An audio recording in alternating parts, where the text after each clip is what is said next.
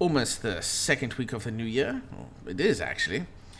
And what better way to start everything off other than having a fixed and improved audio system that thanks all of you for bearing with me through some good and bad times when it's come to the audio quality.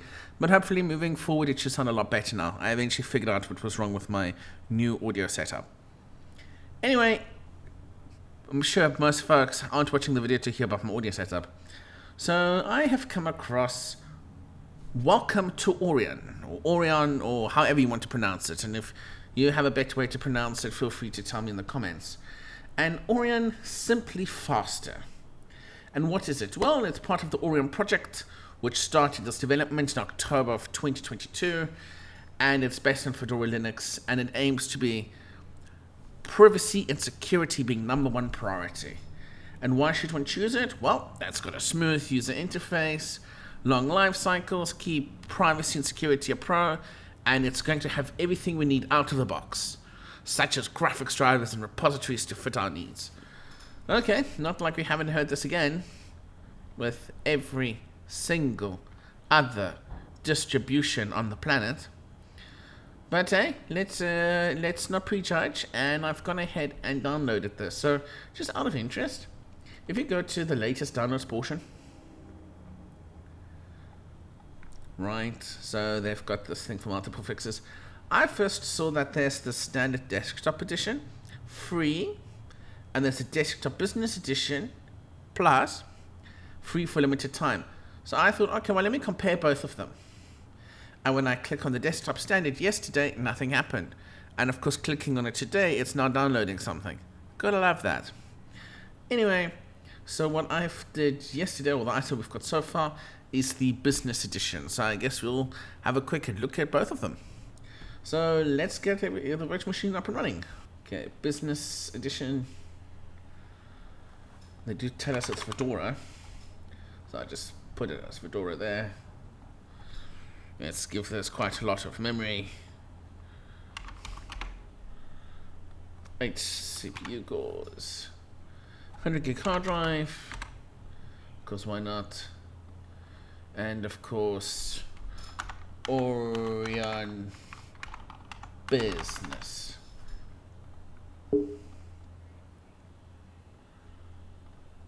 Okay, so we'll start Oreon line. Woohoo! Okay, yeah, next. You know what? Let's install it to the disk. Nice installer going on here. Okay, so we're going to install it to there. Erase and install. Next. We don't need to encrypt the drive. Erase data and install.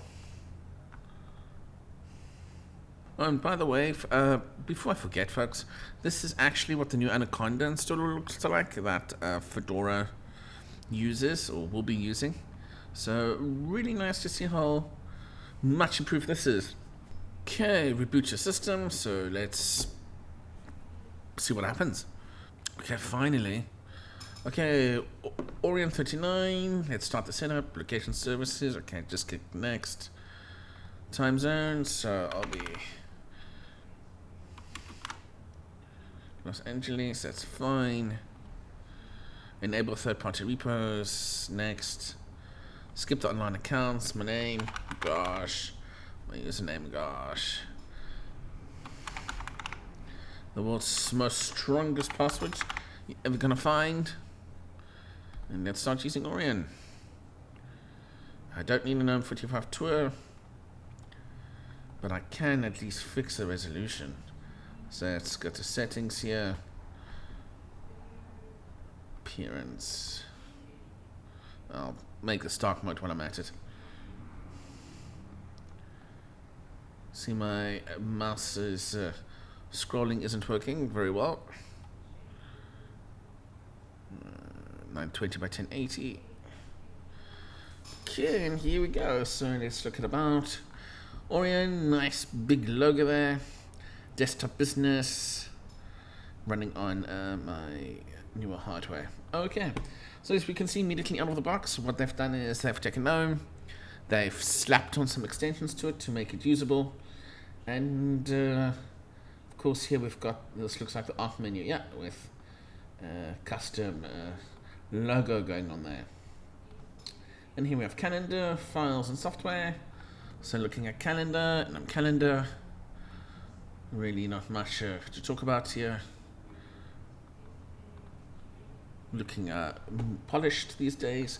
Files, got an autos, still over here, still working, which is good to see. Software Center, sometimes the bane of my existence when I have to test a GNOME Software Center. I do hope at some point it's going to really improve. But hey, let me say one thing, that was quicker than I expected. Checking the software repos here, we've got Fedora's Flatpaks enabled and the FlatHub store, as well as Fedora's repos, Rawhide, Google Chrome, Oreon, which has some of their own packages going on here, Business Plus, okay, links to RPM Fusion and firmware update servers. That's pretty nice. And preferences is to install the stuff automatically. Okay, so let's say we go under work, and we'll wait. Okay, I'm impressed that actually loaded so quickly. Okay, so let's take a look at trying to install something. So let's go in this case for Betterbird, and we can install it either from FlatHub or FlatHub. Okay, that's fine. Let's install that to make sure that this thing actually works. While that's going on there, looking at the bottom here, we have the usual links, the wired, the wireless, the back to the settings going on here, and of course the more system details. So you can see over here, Linux kernel 6.70, and we are on Wayland by default and GNOME 45.2. So far, system responsiveness seems alright. Let's open up Betterbird, and wow, that was quick. That was wow. That was one quick Betterbird. Okay, so we know that the store's working.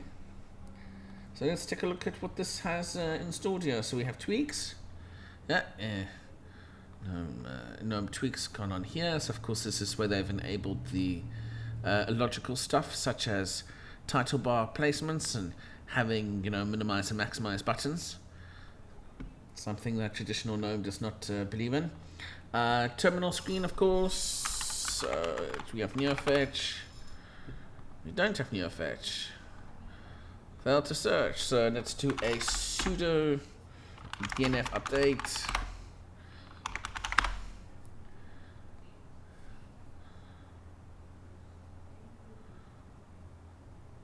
Okay. It's busy trying to get a couple of updates from the repos. A bit concerned about the 404 not being found on this one repo, but hey, maybe that'll be fixed. Moving on here, let's look at accessories. So we have connections, files, maps, text editor. Oh, what text editor do we have? Gedit. No, I guess these days it's just text editor actually. Never mind. We've got updates. Yay for updates. What else we have here? Tour, weather, maps, clocks, connections, graphics, image viewer, internet, Firefox, Thunderbird. You see, I'm actually looking for something here on what would make this a business edition. Office, LibreOffice, Calc. Do we have any special extensions going on here? No, just 7.61. Okay, that's pretty stock standard. How about under programming? Boxes, okay. Ooh, rhythm box and videos. Oh yeah, not even VLC. Okay. System tools, 15conf editor, Fedora MediaWrite. And under utilities, the normal utilities? Really? Okay, that's a bit of a letdown. CPU usage, pretty low. It's not doing too much at the moment, except just doing a couple of updates in the background. We just have to approve some GPU keys there. Okay, memory 2.6 gigs. Not too bad. Okay, file system. It's broken it up a little bit. Nice. Hasn't used too much space really. About what, 11 gigs ish. Okay, let's close that. Sorry, distracted there. Okay, so what about utilities? There's still nothing. Other? NVIDIA X server settings. Okay, so, you know, maybe let me open up Firefox. Maybe Firefox is a default location that's gonna, okay. Okay, so, I'm stumped here. I'm really stumped. You know, on the one hand, it's actually nice to see distributions that are based on Fedora instead of it just always being based on Debian and Debian and Ubuntu and Debian. But wow, like this seems I don't know why this is a business edition. Because this is literally on second Fedora, Linux 39, enabled the new installer. Looks nice, not gonna lie. Put on a nice wallpaper, yeah. If you like the green thing going on, and if you like the new menu, added some sane defaults to know. And I'm gonna get a lot of hate for that, but it is what it is. And there we go. You know, released it. Like, way, there you go.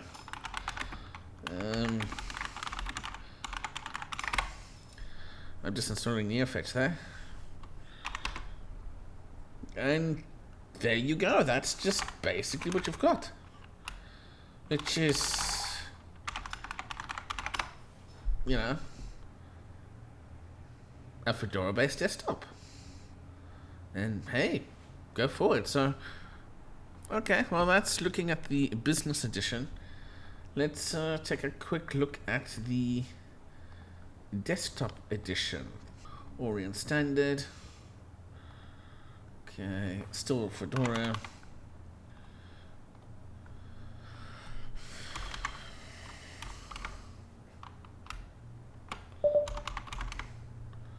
Still 8 cores. Still 100 gigs.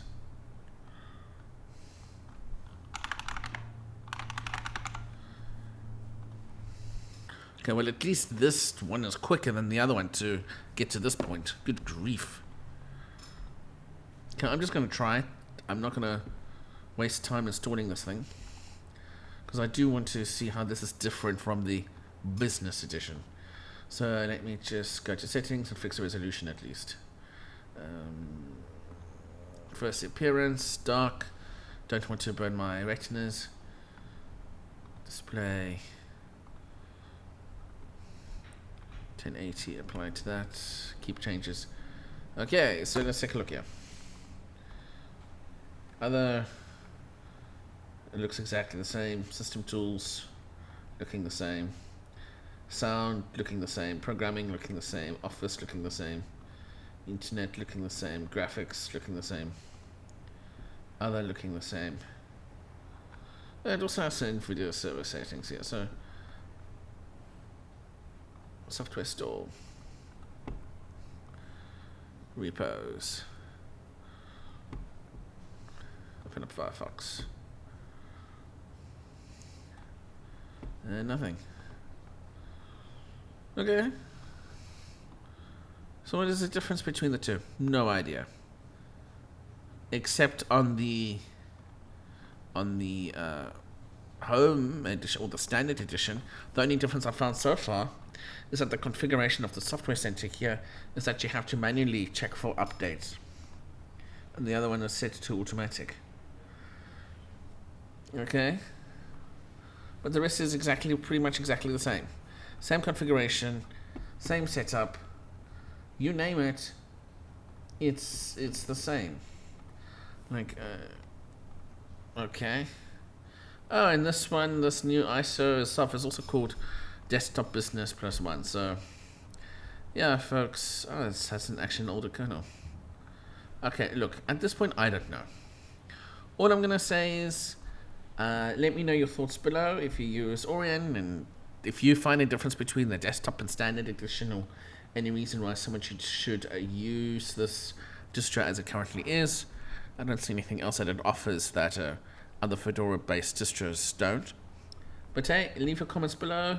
As always, thanks for watching, and goodbye for now.